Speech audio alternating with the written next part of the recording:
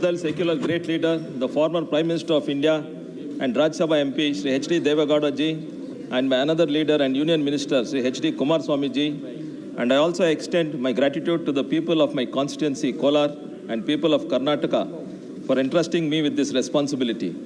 I want to extend my heartfelt thanks to Honorable Prime Minister Sri Narendra Modi ji and Honorable Finance Minister Srimati Nirmala Sitharaman ji, who has presented a good Union Budget 24-25.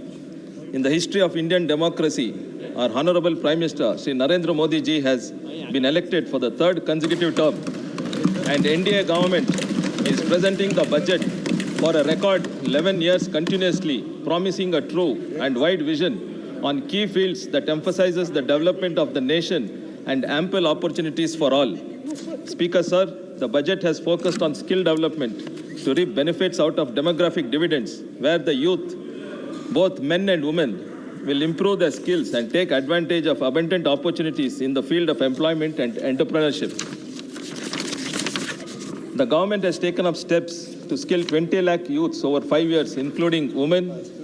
Importance is given to women, which is almost 50% of our population, by reserving 3 lakh crores for women-led development schemes for their economic development. Importance is also given for working women hostels. The government has also opened new opportunities in higher studies by giving financial support of up to 10 lakhs in domestic institutions. Projecting the MSME to complete globally would make the nation footprint in manufacturing and services industries and another important priority.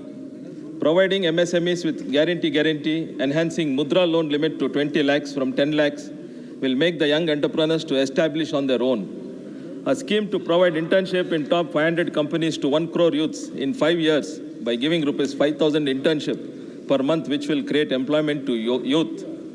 The government has taken responsibility by sanctioning 3 crore houses in rural areas, which will bring down the economic burden to the people who come under below poverty line. The government has planned for constructing 1 crore houses in Urban 2.0 scheme by allocating 10 lakh crores. The government has given importance to agriculture sector in the fields. एक second please, 1 minute. मैं सदन से आग्रह करता हूं कि माननीय सदस्य बोलने तक का समय बढ़ा दें, और माननीय मंत्री जी से आग्रह करूंगा कि जो बोलने वाले वक्ता हैं उनको कहे वो सदन में बैठे, जिनको आगे बोलना है।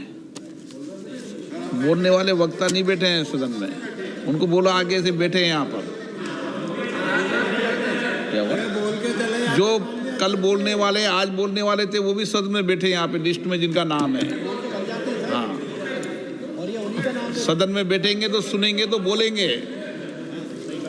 The government has given importance to agriculture और कोई sector. भी माननीय सदस्य बोलकर सीधा चला जाएगा तो उसको बोलने का नंबर नहीं दिया जाएगा।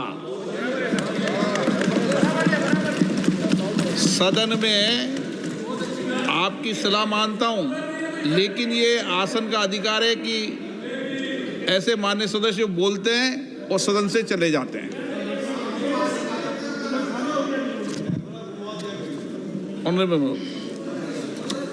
The government has given importance to agriculture sector in the fields of research to provide climate resilient varieties, which is utmost required due to climate change.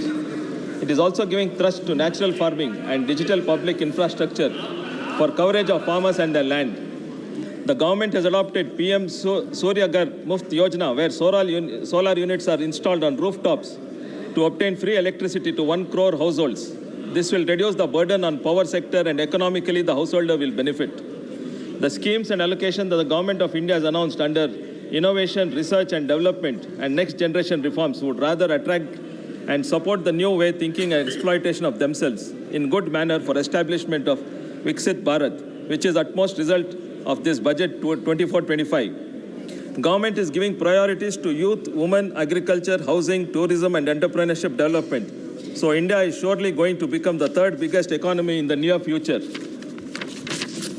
I also wish to emphasize the importance of key issues relevant to my parliamentary constituency, Kolar, like water and drinking and irrigation purpose to Kolar and Chikbalapur districts from Krishna River, food processing units for tomato and mango at Kolar, Srinivasapur and Mulbagal, a government medical college and a multi-speciality hospital, railway coach factory which was proposed in 2016, Retirement benefits of Bharat Gold Mines Limited employees issue pending since 2001. Regularization of BEML contract employees at KGF unit.